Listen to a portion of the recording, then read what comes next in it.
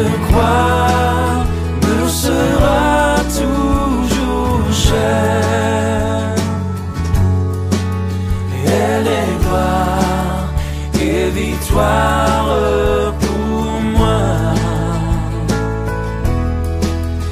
Et par elle, en la maison du Père, la couronne est offerte à ma foi. Et par elle, en la maison du Père,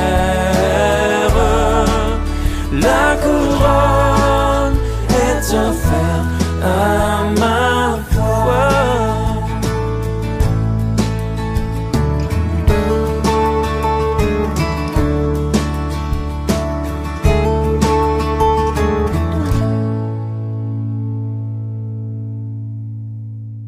Est-ce qu'on peut fermer les yeux?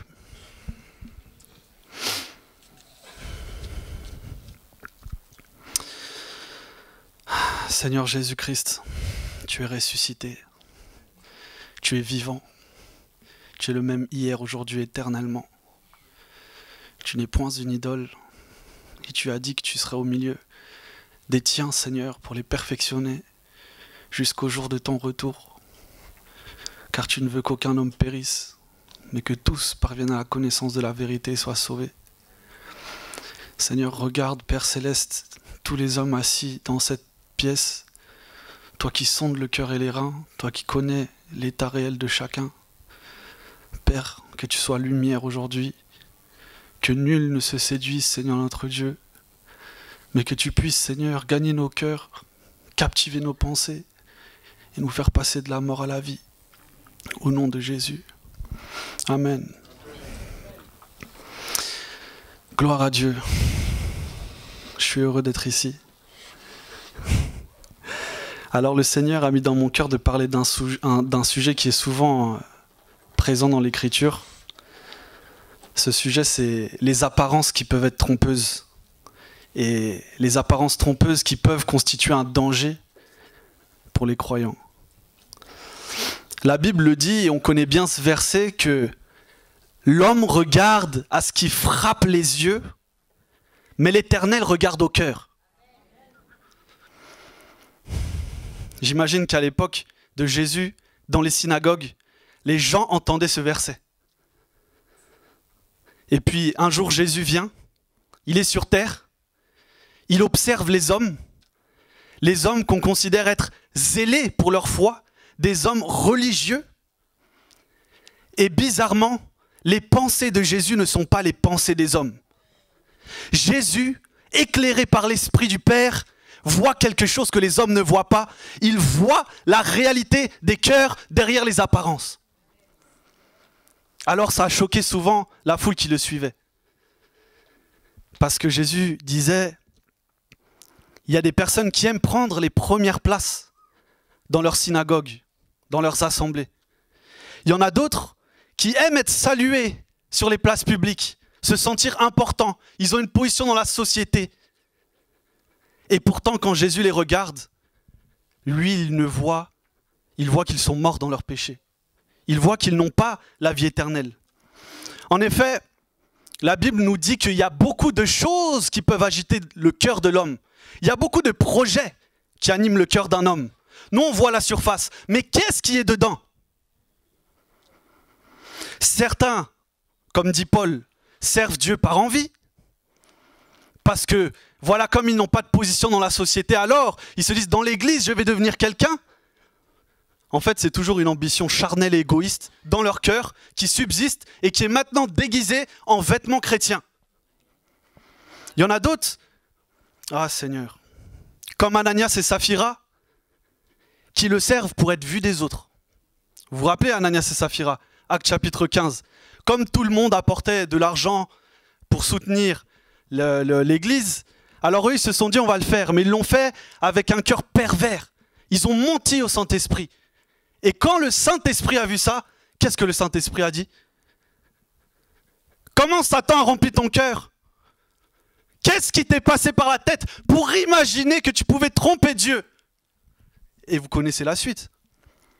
Ils sont tombés morts. Et la crainte a saisi le cœur de l'Église. Alléluia. Et puis, gloire à Dieu, il y a aussi des personnes qui servent le Seigneur avec les sentiments qui conviennent. Ils le font parce qu'ils l'aiment. Alléluia. Quoi qu'il en soit, dans le texte que nous allons voir, Jésus déclare « Je connais tes œuvres ». En effet, Jésus est celui qui va mettre en lumière quelles sont les motivations réelles de chacun.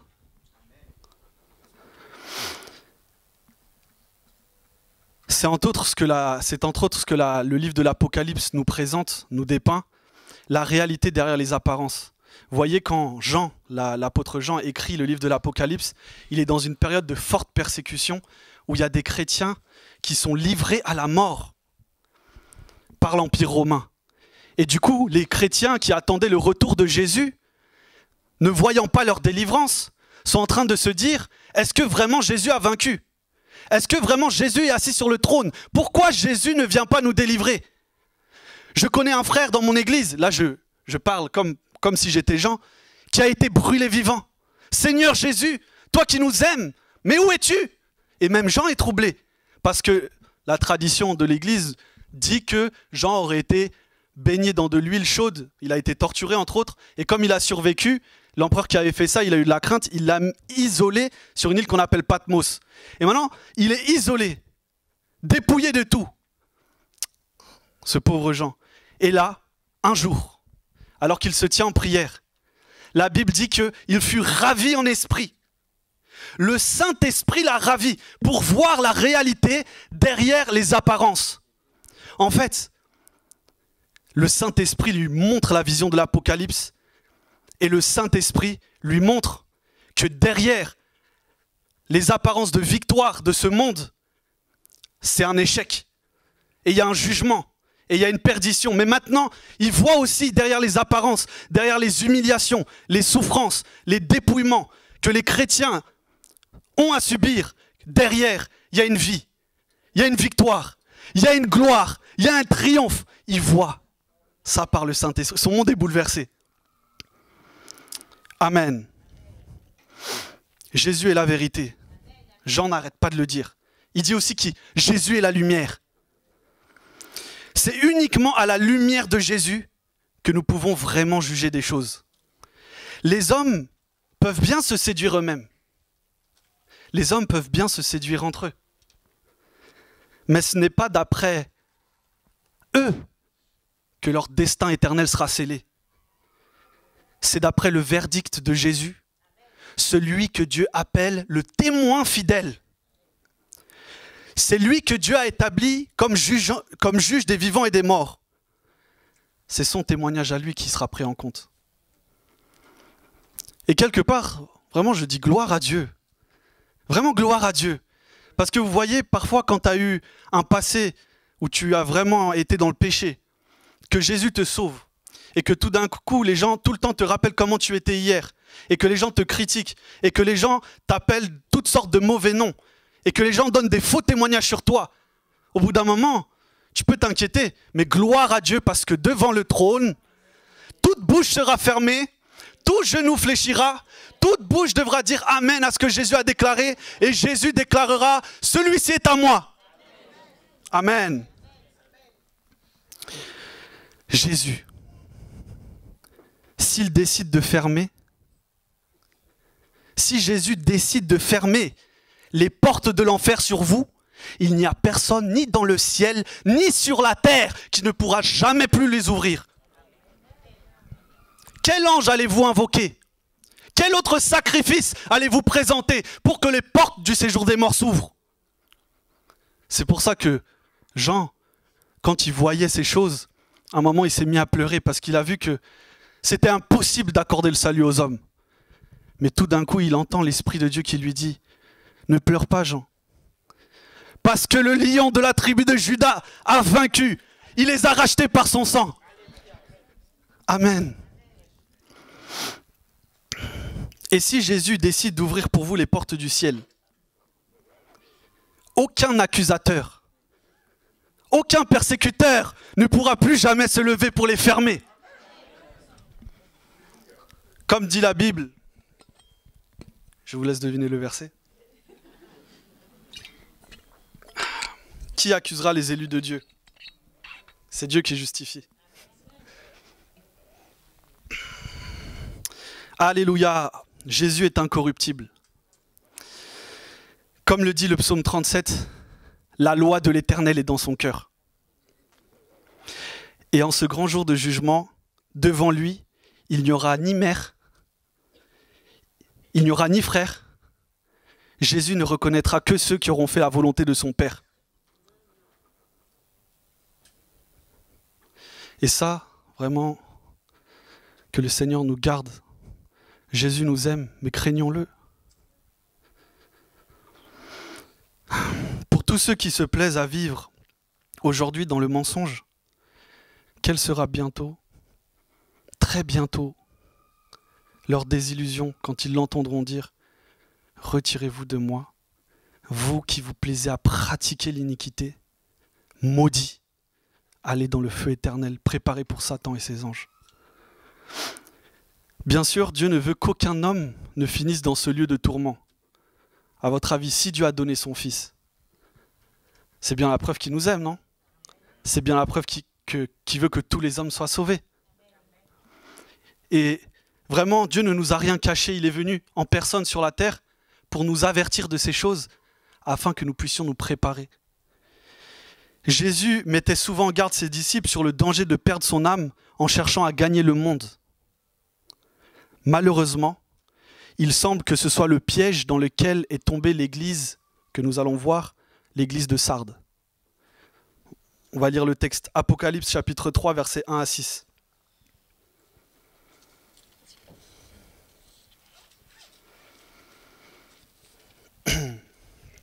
Je lis. Écrit à l'ange de l'église de Sardes, Apocalypse 3, versets 1 à 6. Voici ce que dit celui qui a les 7 esprits de Dieu et les 7 étoiles. Je connais tes œuvres et je sais que tu passes pour être vivant et pourtant tu es mort. Sois vigilant et affermis le reste qui est près de mourir, car je n'ai pas trouvé tes œuvres accomplies devant mon Dieu. Rappelle-toi comment tu as reçu et entendu, et garde, et repens-toi. Car si tu ne veilles pas, je viendrai comme un voleur, et tu ne sauras pas à quelle heure je viendrai sur toi. Cependant, alléluia, cependant, tu as à Sardes quelques hommes qui n'ont pas souillé leurs vêtements. Ils marcheront avec moi en vêtements blancs parce qu'ils en sont dignes. Celui qui vaincra sera revêtu ainsi de vêtements blancs. Je n'effacerai pas son nom du livre de vie et je confesserai son nom devant mon Père et devant ses anges.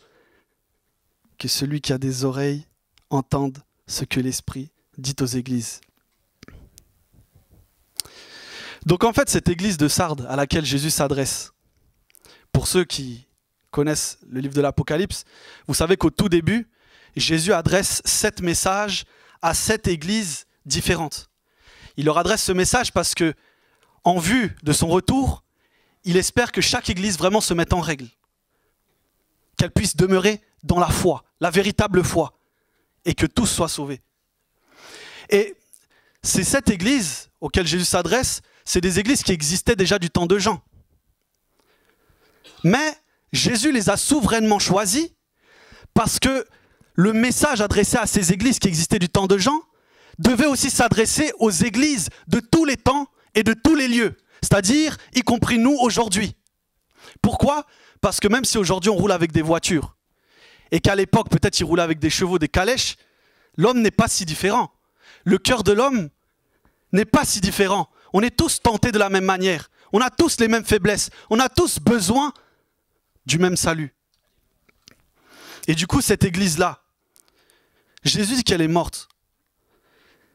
Sardes est une église qui a gagné son monde, mais qui a perdu la communion de son Dieu.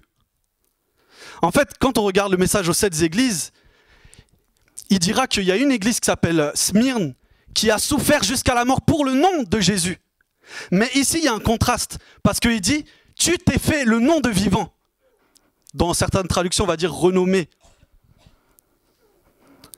Donc, c'est-à-dire qu'en fait, cette église de Smyrne, elle ne souffrait pas pour le nom de Jésus. Pourquoi? Parce qu'elle voulait avoir une renommée. Et ce qu'elle voulait, la Bible dit, cherchez, vous trouverez.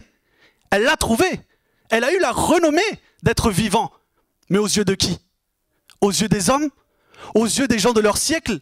Aux yeux des gens de ce monde? Elle avait respecté les critères. C'était une église glorieuse pour le monde. Mais pour Jésus, elle était morte. Le pire, c'est que contrairement aux autres églises à qui Jésus s'adresse, c'est l'un des messages le plus sévères que Jésus donne. Parce que cette église, il ne parle pas de fausses doctrines. Cette église, il ne parle pas d'une persécution extérieure. Mais pourtant, cette église était tellement confortablement installée qu'en fait, elle s'était totalement conformée au monde et elle était déconnectée de l'esprit de Jésus-Christ et elle ne vivait plus comme un témoin fidèle. Et ça ressemble tellement à beaucoup d'églises d'Occident.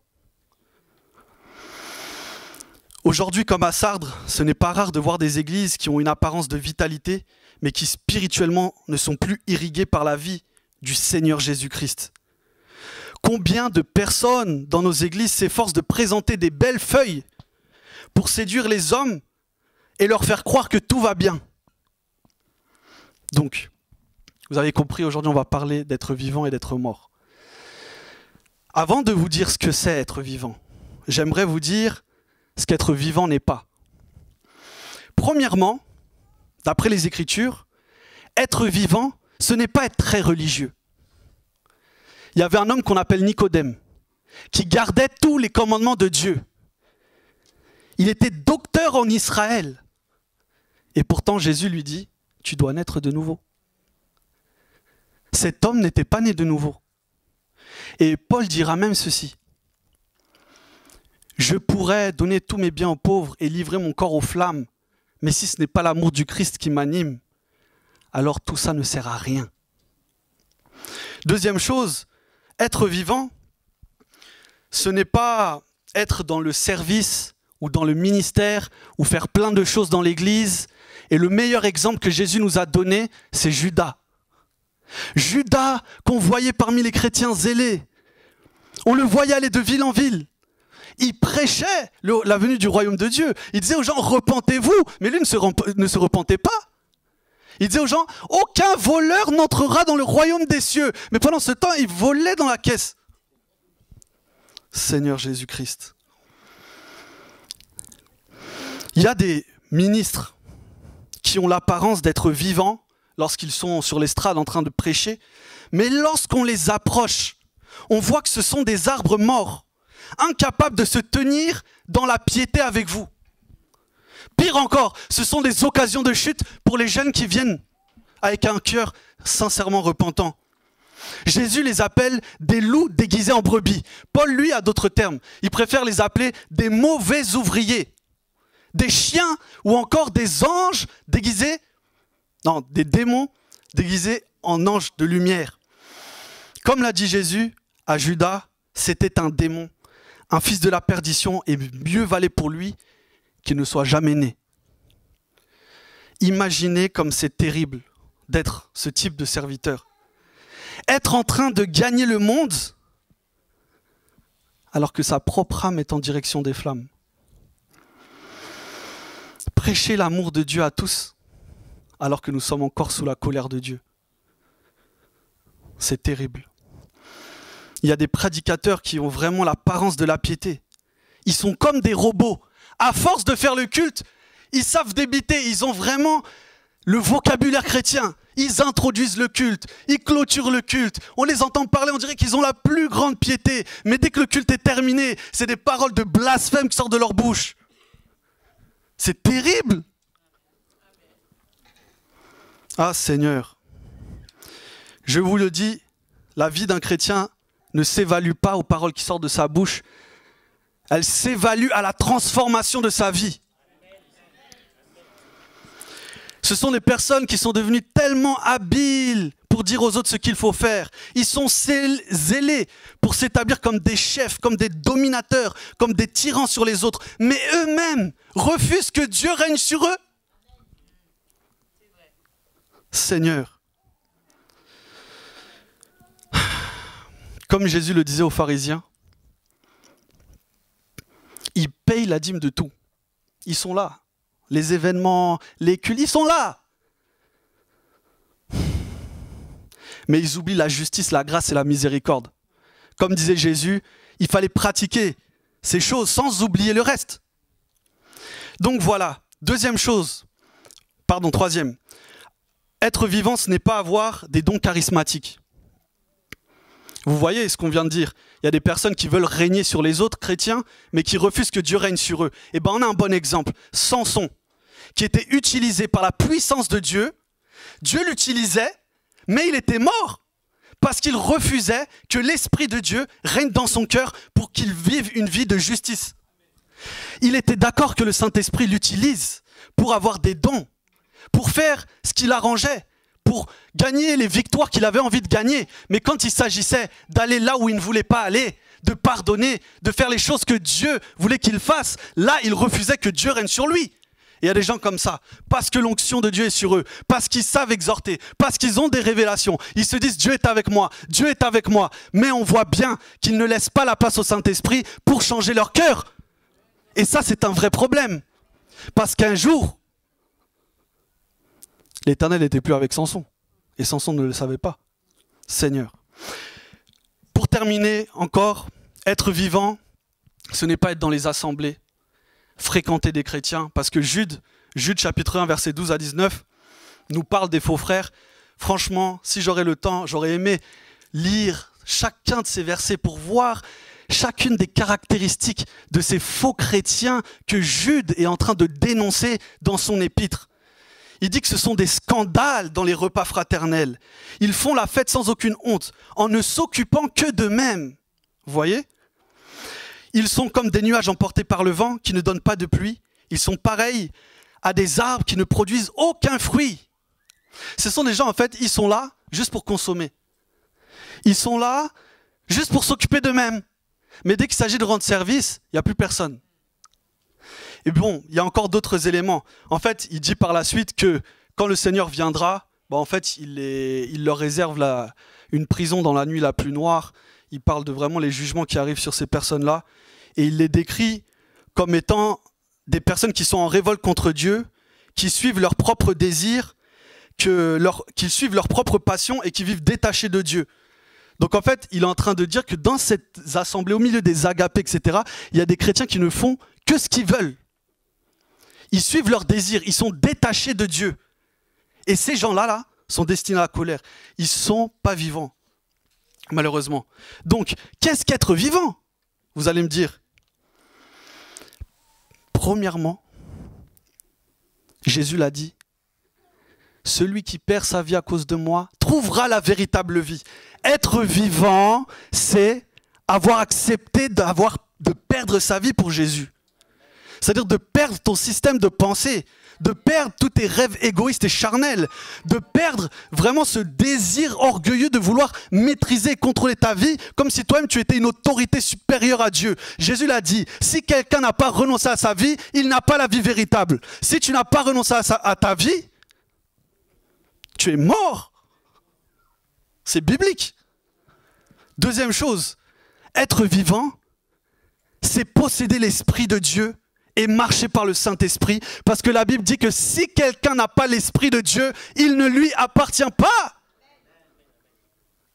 Quand j'évangélisais des fois à Bruxelles, je rencontrais parfois des personnes qui me disaient « je suis chrétien ». En plus, mon tonton est un pasteur, et je le voyais là comme ça sur la place en train de boire des bières. Je dis « mais il y a un problème ». Au début, il me dit « je connais Jésus », et en plus, il connaît, il m'explique les versets et tout. Et moi, je me dis « bon, l'amour ne soupçonne pas le mal, ok, soit tu es chrétien, tu es venu à Jésus, mais est-ce que tu es demeuré en lui? Est-ce que tu vis par l'Esprit? Et troisième chose, être vivant, c'est aimer Dieu et les frères. 1 Jean chapitre 3 verset 14. Nous savons que nous sommes passés de la mort à la vie parce que nous aimons les frères. Celui qui n'aime pas demeure dans la mort. Donc pour récapituler, être vivant, ça va renoncer à sa vie pour laisser l'Esprit de Dieu gouverner en nous et nous conduire. Et tout ça, ça aboutit à quoi? Pas à des visions, ça aboutit à l'amour. Alléluia. Donc se pourrait-il qu'au milieu de nous, quelqu'un soit mort? C'est possible. Dans l'église, on l'a vu. On l'a vu aussi, bon, j'avais noté quelques exemples, je pense que je vais passer, comme les fils d'Élie qui servaient dans le temple, dans le péché, etc. Comme les jeunes veuves dont parlait Paul à Timothée, quand il dit que c'était des veuves qui s'étaient détournées de Dieu pour aller après les plaisirs et qu'elles se sont mises à servir Satan. Donc voilà, ça aussi. Hors de l'église, on sait qu'il y a aussi des gens qui sont perdus, ceux qui nous ont quittés comme Démas, parce que l'amour du monde avait gagné son cœur. Voilà, des personnes sont mortes. Mais est-ce que nous sommes meilleurs? Parce que la Bible déclare que celui qui croit être debout prenne garde de tomber. C'est facile de dire « Ah, lui là, il est parti, c'était un faux !» Que celui qui croit être debout prenne garde de tomber. Parce que je me rappelle quand j'étais à l'école biblique, il y avait une allée pour aller à l'école, c'était des arbres, des grands arbres. Et il y avait la belle herbe, bien verte. L'herbe, toute petite, toute fragile. Et un jour, il y a eu un vent, une tempête. Et il y a un arbre qui s'est écroulé. Donc c'est-à-dire que avec mes yeux, je voyais un grand et puissant arbre. Et tout d'un coup, l'épreuve a révélé que l'arbre était creux, que l'arbre était mort. Je ne le voyais pas au début, mais c'était bien là. Et l'épreuve l'a révélé. Et cette petite herbe-là, qu'on pensait être si fragile, elle est encore là. Amen. Des calamités sont encore à venir dans le monde, des épreuves, etc. Et qui sera encore debout quand Jésus reviendra? Alléluia. C'est pourquoi Jésus dit ceci dans le texte que nous avons vu. Sois vigilant.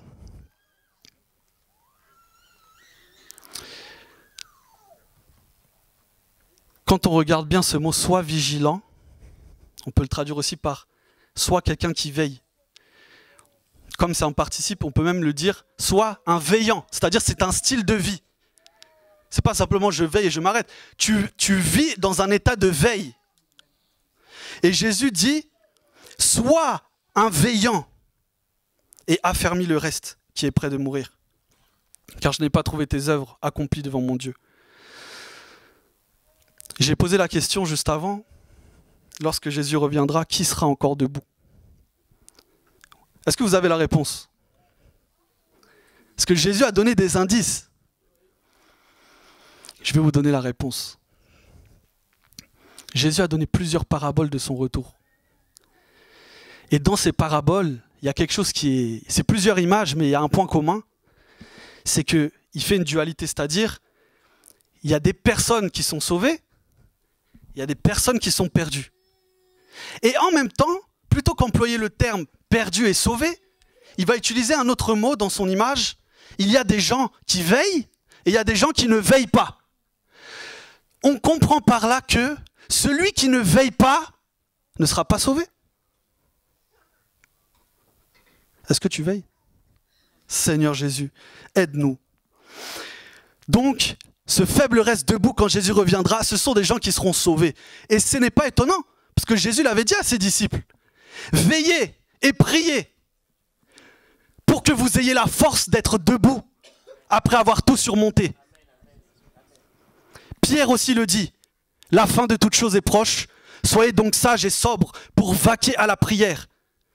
Donc veiller, c'est lié à deux choses, garder les commandements de Dieu, faire sa volonté, et prier. Pour veiller, il faut les deux. Et les deux sont liés l'un à l'autre. On ne peut pas se passer d'un. C'est-à-dire qu'en fait, pour garder les commandements de Dieu et faire sa volonté, tu dois prier. Et si aujourd'hui tu ne pries pas, je sais déjà que tu ne gardes pas les commandements de Dieu. Parce que c'est une bataille en fait. Parce que j'en vois que derrière les hommes qui font leur petit marché, les hommes qui font leurs petits trucs, leurs petites affaires, Mais Jean voit que derrière, il y a une bataille spirituelle. Il y a l'agneau qui est en train de combattre contre la bête. Il y a des puissances spirituelles qui sont en train de lutter pour essayer d'attirer ton âme. Et si ce n'est pas la main puissante de Dieu, si ce n'est pas l'Esprit de Dieu qui te préserve des souillures de ce monde, si tu ne veilles pas, si tu ne te disposes pas à être rempli de l'Esprit, c'est l'Esprit de l'iniquité qui va te saisir et qui va te perdre. La bonne volonté ne suffit pas. Pierre, quand il était dans le jardin de Gethsémane, il disait « Jésus, je vais mourir pour toi ». Mais quand le temps de l'épreuve est venu, sa bonne volonté a disparu parce que c'était l'heure des ténèbres. Et quand les gens sont venus arrêter Jésus, il a abandonné Jésus. Seigneur,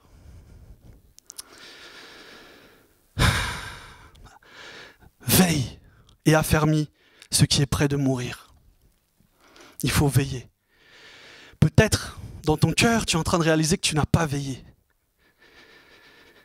Mais il y a encore de la vie. Parce que Jésus dit, je n'éteindrai pas le luminon qui fume. Mais raffermis quand même ce qui est près de mourir. Certains sont en train d'expérimenter la mort en eux. Ils se disent, tout va bien. Ça va. Ça va. Ça ne va pas.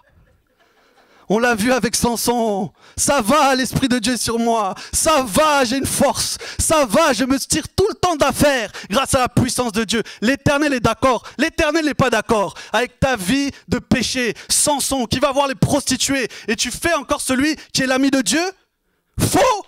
Tu es près de mourir. Je te laisse le temps de te repentir. Je te laisse le temps de changer. Mais tu ne changes pas. Plutôt que de considérer que ma grâce te pousse à la repentance, toi tu prends ma grâce comme une excuse pour continuer à persévérer dans le mal. Et puis un jour, pendant que le péché là, comme Dalila, te couche sur sa cuisse, te caresse les cheveux, tout d'un coup, la mort vient te saisir comme un homme en armes, te surprendre comme un voleur dans la nuit. Ah Seigneur, avant que ce jour ne vienne, Jésus te prévient. Dis gloire à Dieu. La Bible dit que celui qui est injuste soit encore injuste, que celui qui est souillé se souille encore, et que le juste pratique encore la justice, et que celui qui est saint se sanctifie encore. C'est-à-dire qu'il y a deux processus. Soit tu es dans un élan d'iniquité et tu grandiras toujours plus dans l'iniquité, soit tu es dans un élan de sanctification et tu grandiras toujours plus dans la sanctification. Parce que si tu refuses de veiller, sache que le péché ne veille pas et qu'il se tient à la porte.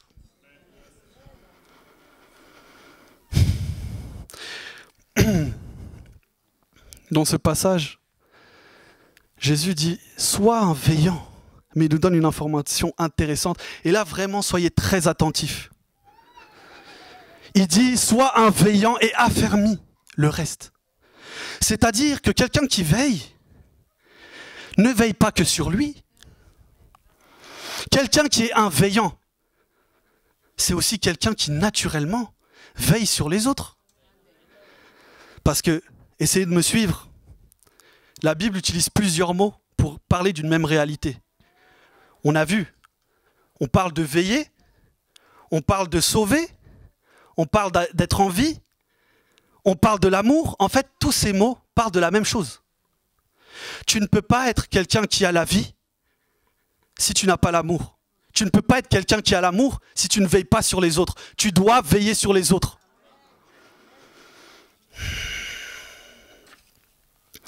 Jésus lui-même en est le meilleur exemple.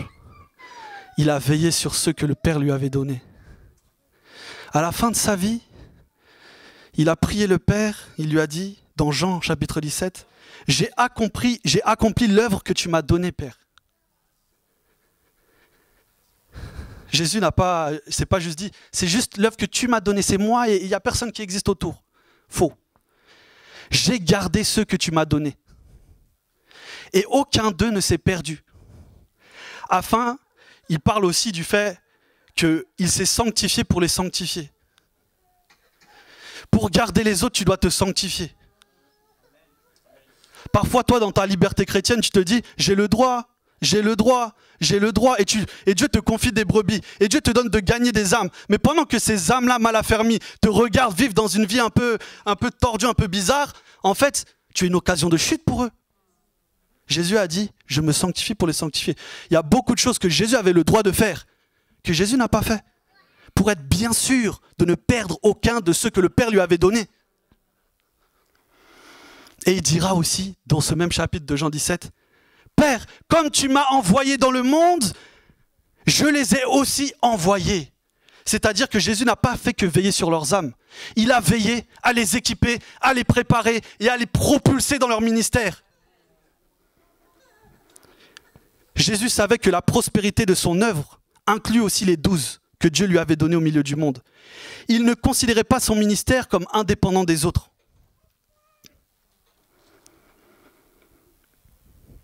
Amen.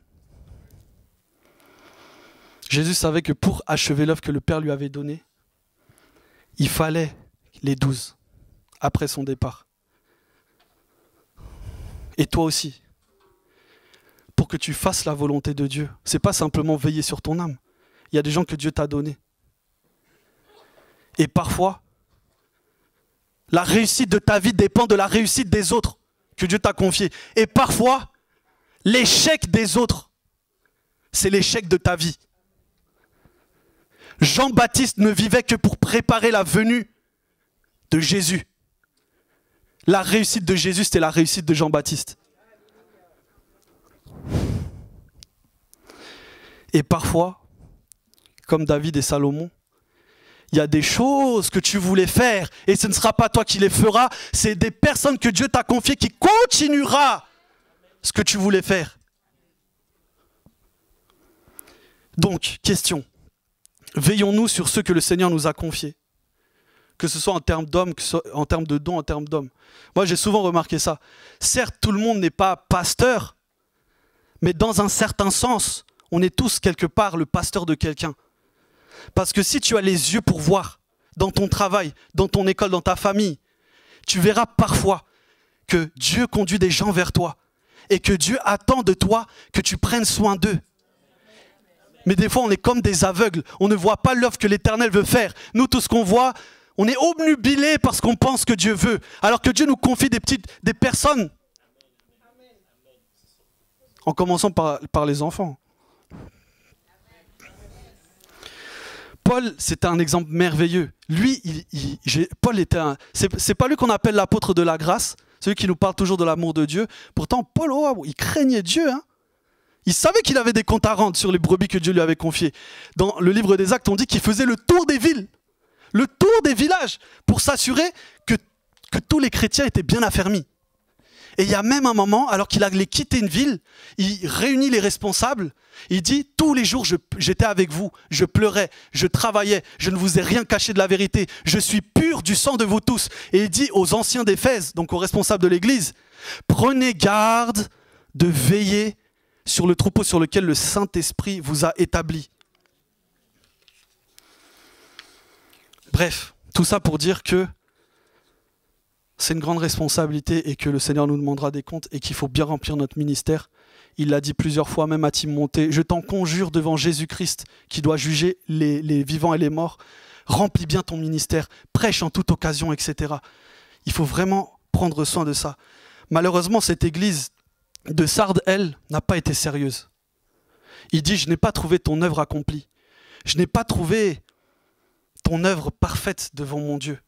Il manque quelque chose. » En gros, le mot accompli chez Jean, on le retrouve par exemple dans Jean 16, je crois, quand il leur promet que s'ils gardent les commandements et s'ils sont fidèles, le Saint-Esprit viendra et leur joie sera parfaite.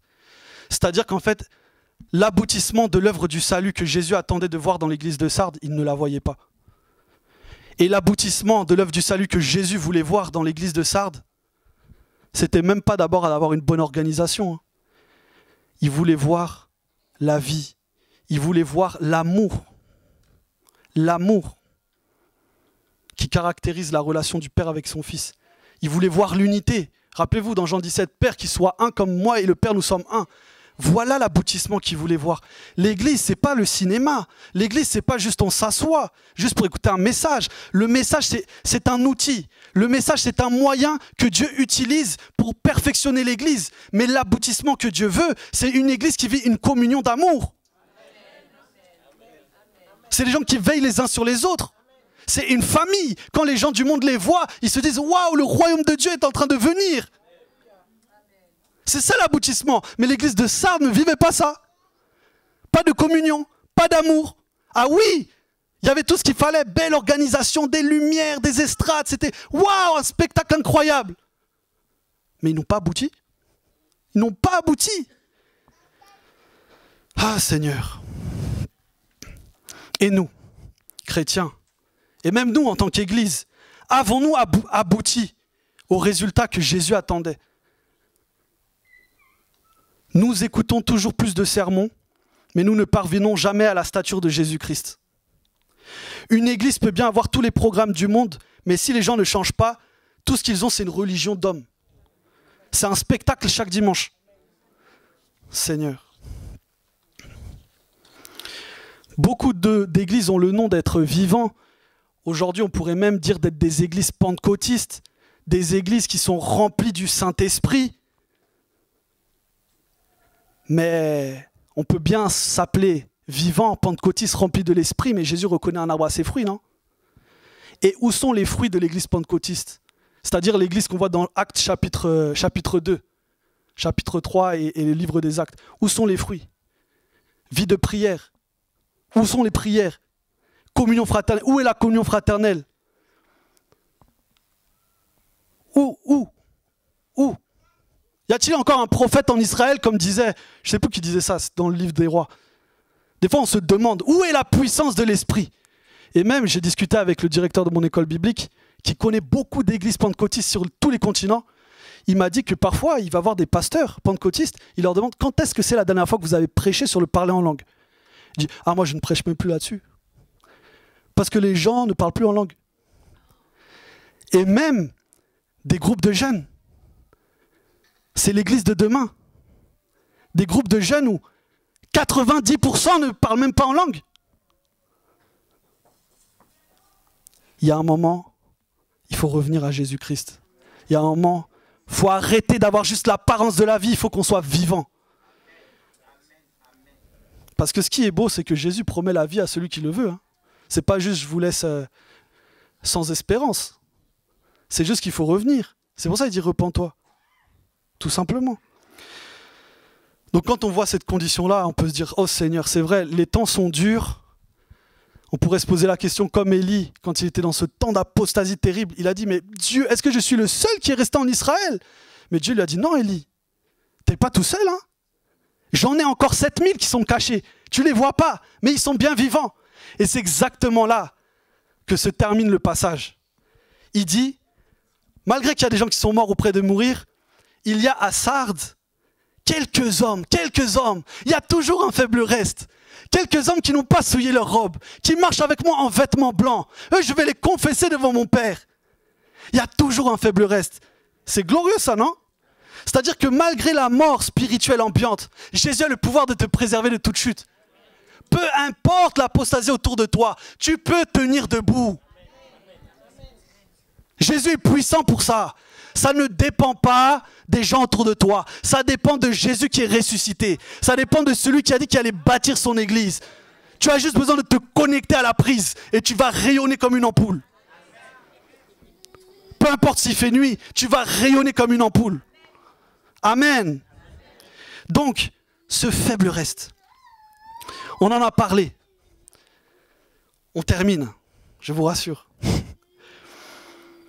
On a parlé que le faible reste, ceux qui subsisteront au dernier jour, ce sont des gens qui veillent sur eux et qui veillent sur les autres. Mais je ne vous ai pas donné leurs vrais secrets, qui sont vraiment appelés des vainqueurs dans le livre de l'Apocalypse. Écoutez bien, parce que vous allez avoir la réponse. Dans les 7 lettres que Jésus adresse aux églises, il commence toujours par présenter un aspect de sa personne. Au tout début, là, il dit qu'il est celui qui tient les 7 esprits de Dieu. Seigneur. En fait, la manière dont Jésus se présente à Jean, Jean sait, parce qu'il connaît la Torah, il connaît l'Ancien Testament. Jésus se présente comme ce qu'on appelle le Fils de l'homme. Le Fils de l'homme, c'est dans le livre de Daniel, dans le chapitre 7, Daniel voit une représentation de ce monde méchant sous forme d'animal et de bête. Et tout d'un coup, il voit comme un fils d'homme avec un vêtement blanc qui vient du ciel sur la terre pour emmener le règne de Dieu, pour détruire le règne de la corruption et pour établir un peuple qui soit à son image et qui va gouverner le monde dans la justice. Et là, on voit que Jésus se présente comme ça. C'est ça la mission de Jésus. Jésus, c'est pas simplement effacer tes péchés. Jésus est venu détruire le règne du diable. Jésus est venu détruire le pouvoir du péché dans ton cœur. Jésus est venu pour te donner la force de marcher en nouveauté de vie. Jésus est venu plus que ça, mais bien plus que ça, pour que tu sois à son image et que tu partages sa gloire, que tu sois rayonnant dans un vêtement blanc. Voilà pourquoi Jésus est venu. Mais comment il le fera? Comment le fera-t-il? Il le dit. Je possède les 7 esprits de Dieu, c'est-à-dire la plénitude de l'esprit est en lui. Et c'est par son esprit qu'il va justement te purifier. Et donc voilà, c'est là le secret des vainqueurs. C'est qu'il veille sur eux, il veille sur les autres, mais surtout, il veille sur ce que l'Esprit dit aux églises. Il veille sur ce que l'Esprit de Jésus-Christ leur dit. Ils sont devenus obéissants. Ils ont permis à l'Esprit de Dieu de faire le travail dans leur cœur et dans leurs pensées. Et quand l'Esprit de Dieu vient, vous savez ce qu'il fait? Il met en nous les pensées de Jésus. C'est très clair dans le passage de l'Apocalypse. Pourquoi? On dit que Jésus a les 7 esprits, mais dans un autre passage, on va présenter l'agneau comme ayant 7 yeux. C'est-à-dire qu'en fait, l'Esprit vient te donner de voir le monde au travers les yeux de Jésus. Et quand tu vois le monde au travers les yeux de Jésus, alors ton discernement est aiguisé. Alors tu ne peux plus vivre comme le reste des hommes, parce que tu vois la ligne d'arrivée. Le Saint-Esprit commence à te préserver des souillures de ce monde. Et le Saint-Esprit te préserve de souiller ta robe, comme ce faible reste. Le Saint-Esprit te fait marcher en robe blanche. Et tu marches avec lui. Vous voyez la relation? Marcher avec lui et robe blanche. Comment on peut marcher en robe souillée avec lui? Seigneur.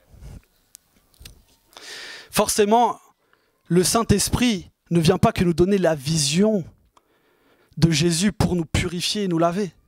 L'Esprit de Jésus vient nous donner sa vision pour continuer sa mission. Parce que plusieurs fois dans la Bible, on dit « Ce faible reste fidèle, je répandrai mon esprit. » Ils deviendront des prophètes. Des prophètes. C'est-à-dire dans un temps de jugement. Et là, on ne parle pas simplement d'un jugement comme en Israël, juste sur une nation. On parle d'un jugement mondial. Donc forcément, il faut des prophètes sur toute la terre. Et l'Église, c'est ça. C'est un peuple de prophètes qui disent « Repentez-vous, car le royaume des cieux vient. » Et je vous dis la vérité, ce peuple de prophètes, comme dit l'Apocalypse, ils ont vaincu le diable parce qu'ils n'ont pas aimé leur vie jusqu'à craindre la mort. Comme ils ont la vision de Jésus, ils ont la vision de la résurrection. Ils ont la vision de la cité céleste. Donc, ils n'ont pas besoin de retourner en arrière pour s'établir confortablement sur la terre.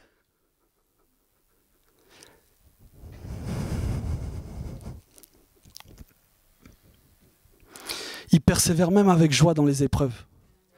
Parce qu'ils ont la vision de l'agneau. Parce qu'ils ne vivent pas comme les autres. Comme ceux qui ont la renommée d'être vivants. Alors les gens se plaisent à se moquer d'eux. Et à dire, ces gens-là, on dirait des morts. Ils ont la renommée d'être morts. Effectivement, ils sont morts au monde. Ils sont crucifiés avec Jésus. Mais bien qu'ils aient la renommée d'être morts, pour Jésus, ils sont bel et bien vivants. Dans l'Apocalypse, un peu plus loin, on nous parle de 2 témoins qui sont une image pour parler du peuple de Dieu, qui sont des prophètes dans le monde. Et on dit dans l'Apocalypse que ces deux témoins qui représentent le peuple de Dieu qui témoignent dans le monde, que le monde va les persécuter au point de les tuer. Ils vont être comme des morts. Mais on dit qu'au bout de 3 jours, l'Esprit de Dieu les saisit et les remplit de vie. Ça veut dire quoi? Ça veut dire que l'Église qui est fidèle à son appel, à sa vocation, même si elle souffre, il y a la mort qui agit au dehors, mais il y a la vie de Dieu qui agit au dedans. Et ça, la chair et le sang ne peuvent pas vous le donner. Les lumières, les estrades, les paillettes, les beaux costumes, les cravates, tout ça là ne peut pas te donner la vie qui ne vient que du Père et que le Père donne qu'à ceux qui sont ses témoins fidèles.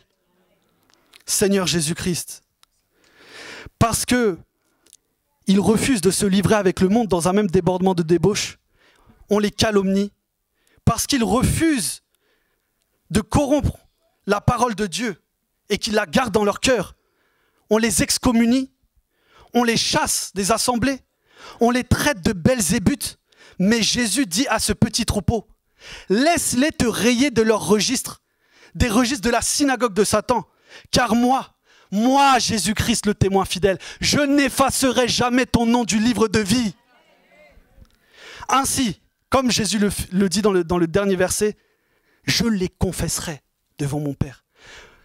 Ça vous rappelle ce qu'il disait dans l'évangile de Matthieu.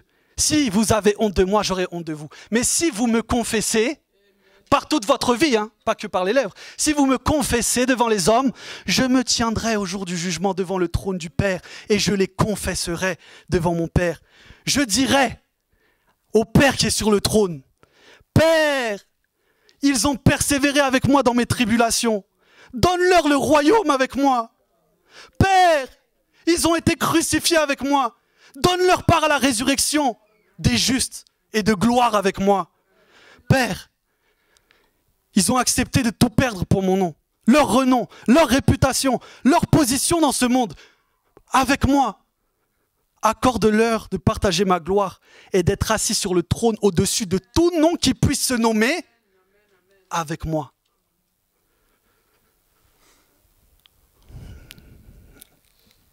Comment finir? Je pense qu'il convient de se lever.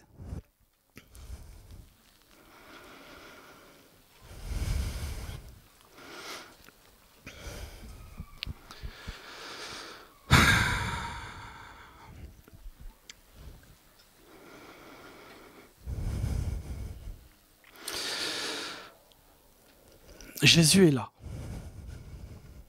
Jésus est là. Il est là pour te donner la vie, la vraie. Si tu entends sa voix, c'est le temps. C'est le temps. C'est le temps. Parce que les morts entendront sa voix et reviendront à la vie.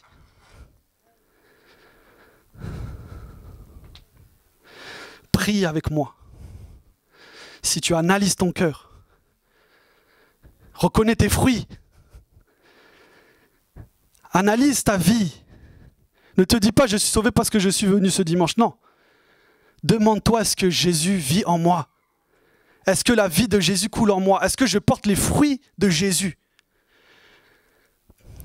Aspire à être vivant. Aspire à être vivant. Et maintenant, nous allons prier ensemble. Répétez après moi. Père Céleste, j'étais mort dans mon péché, mais tu veux me donner la vie. Le sang de ton Fils a coulé pour me réconcilier avec toi, afin que j'aie la vie.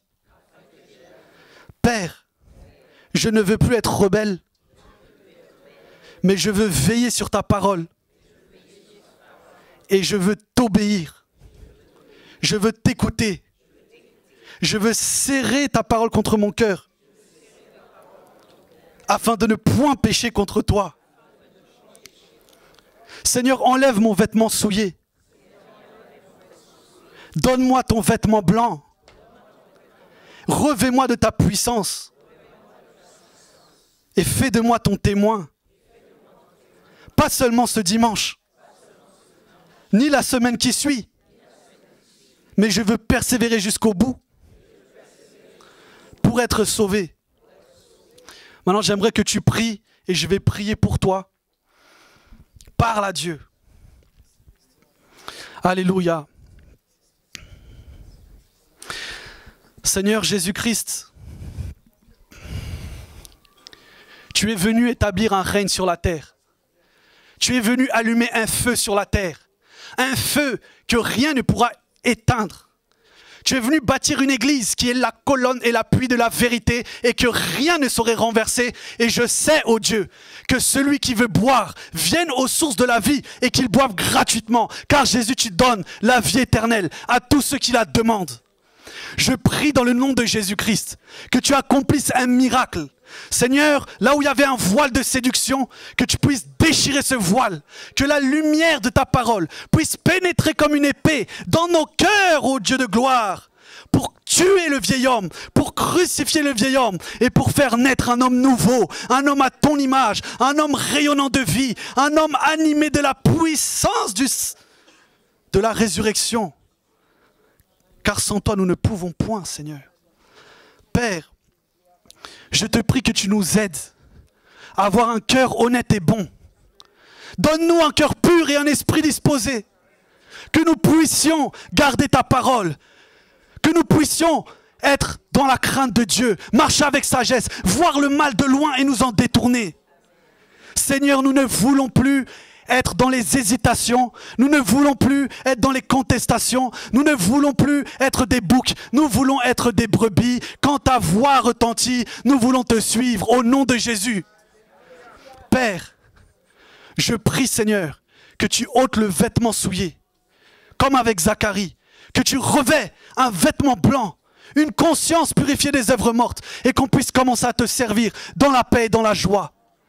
Seigneur, je te prie, tu vois que Satan a peu de temps et qu'il est déchaîné sur la terre. Et je prie, Dieu de gloire, que ta puissance, que ton esprit puisse nous revêtir pour que nous soyons des témoins fidèles qui n'ont pas peur de perdre leur vie, qui n'ont pas peur de la mort, mais qui sont prêts, alléluia, à te suivre jusqu'au bout. Aide-nous à veiller sur ce que tu nous as confié. Aide-nous à prendre soin de ceux qui nous entourent. Aide-nous à bien remplir notre ministère. Aide-nous à être trouvés fidèles et à multiplier tous les talents que tu nous as confiés. Au nom de Jésus. Amen.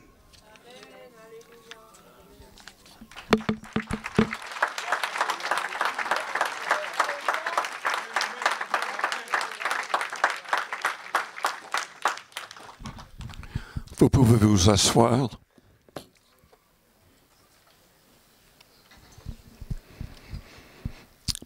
Est-ce qu'il y a des personnes qui ont besoin de guérison divine?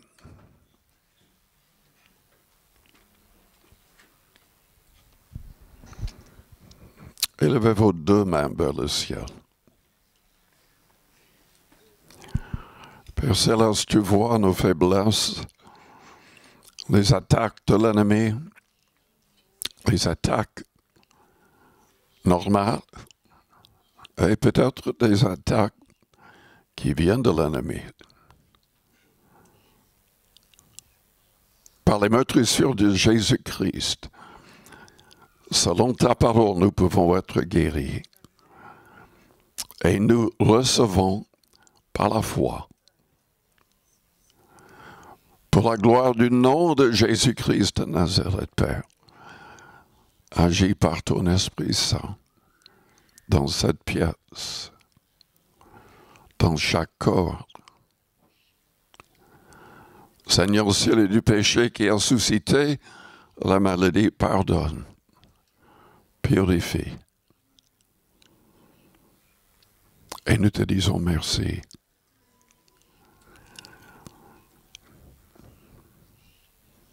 Tu n'es jamais trop fatigué, trop troublé pour être empêché de pardonner. Tu ne te lâches pas de pardonner selon ta parole. Donc pardonne, purifie. Et que l'adversaire qui attaque soit lié. Que la guérison divine soit la réalité dans chaque corps. Remerciez le Seigneur par la foi. Remerciez-le par la foi.